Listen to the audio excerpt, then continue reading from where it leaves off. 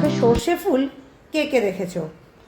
আমিও তো চোখে সর্ষে ফুলই দেখছি, তবে সর্ষে ফুলের কিন্তু আমি দেখতে শুধু রাজি নই। কী করতে রাজি, চলো সেটাই বরং তোমাদেরকে দেখাচ্ছি। চোখে যখন সর্ষে ফুল দেখবো না, তো চলো ঝটপট করে বরং সর্ষে ফুল দিয়ে কিছু বানিয়ে ফেলি। সর্ষে ফুলগুলো ছাড়িয়ে ফেলেছি। এখানে কিন্তু আমি 3 আঁটি সর্ষে ফুল ব্যবহার করছি, তোমরা তোমাদের পছন্দ মতন নিয়ে নিও। সব সর্ষে ফুল ছাড়িয়ে এর মধ্যে দিয়ে দিচ্ছি বেশ খানিকটা কাঁচা লঙ্কা। আমি বাপু একটু ঝাল খাই, তোমরা তোমাদের মতন কাঁচা লঙ্কা ব্যবহার করো, বেটেও দিতে পারো। চলো এবার বরং এর মধ্যে পর্যাপ্ত পরিমাণ গুঁড়ো হলুদ আর সাথে বেশ খানিকটা লবণ অ্যাড করে নিই। তোমরা চাইলে লঙ্কা গুঁড়োও কিন্তু এখানে একটু দিতেই পারো। আর সাথে দিচ্ছি চালের গুঁড়ো আর বেসন। আমি এখানে চালের গুঁড়ো আর বেসনটা একসাথে মিশিয়ে এনেছিলাম বলে একই সাথে এভাবে দিয়ে দিচ্ছি। তোমরা কিন্তু আলাদা আলাদা করেও দিতে পারো।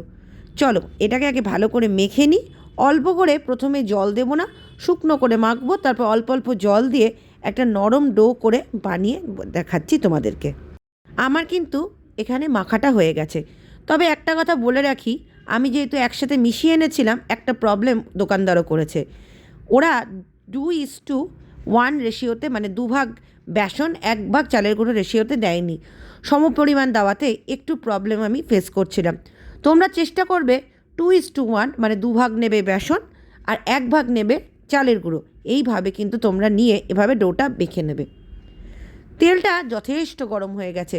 এবার চলো আস্তে আস্তে ছোট্ট ছোট্ট করে আমি বড়া শেপে কটা বড়া ছেনে নিই।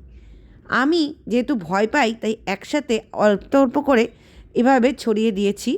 তোমরা চাইলে কিন্তু বেশি করেও আরও ভাজতে পারো, আর চাইলে ডুবো তেলেও ভাজতে পারো।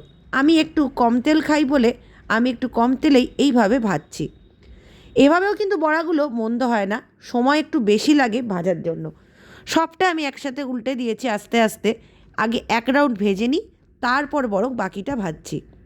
এটা কিন্তু আমি ডবল ফ্রাই করব, মানে 2বার ভাজবো। কড়মড়া করে যেহেতু আমি পছন্দ করি, 2বার ভাজলে কুড়মুড়িটা বেশি হবে। দেখো কি সুন্দর লাগছে না? কেমন লাগলো আজকের রেসিপিটা? তোমরা ঝটপট করে বানাও, সাথে একটু ডাল বানিয়ে নাও। ভালো লাগলে একটা লাইক করো। আজকের মতন টাটা।